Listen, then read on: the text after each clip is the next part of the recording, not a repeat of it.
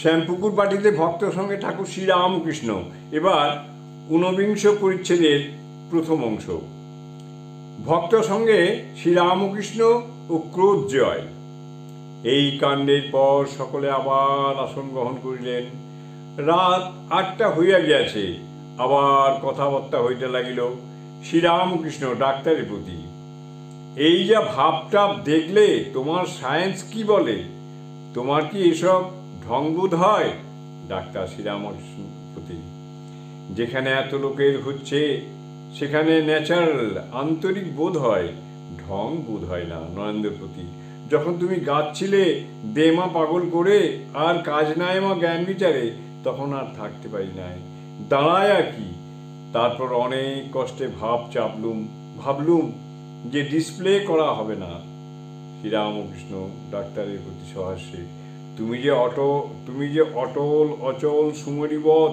সকলের হাস্য। তুমি গম্ভীরাত্মা, রূপ সনাতনের ভাব কেউ টের পেত না। যদি ডোবাতে হাতি নামে তাহলেই তোলপাড় হয়ে যায়, কিন্তু সায়র দিঘিতে নামলে তোলপাড় হয় না, কেউ হয়তো টেরও পায় না। শ্রীমতী সখীকে বললেন, সখী, তোরা তো কৃষ্ণের বিরহে কত কাঁদছিস, কিন্তু দেখ আমি যে কঠিন, আমার চোখে এক বিন্দুও জল নাই। তখন বৃন্দা বললেন, সখী, তোর চোখে জল নাই তার অনেক মানে আছে।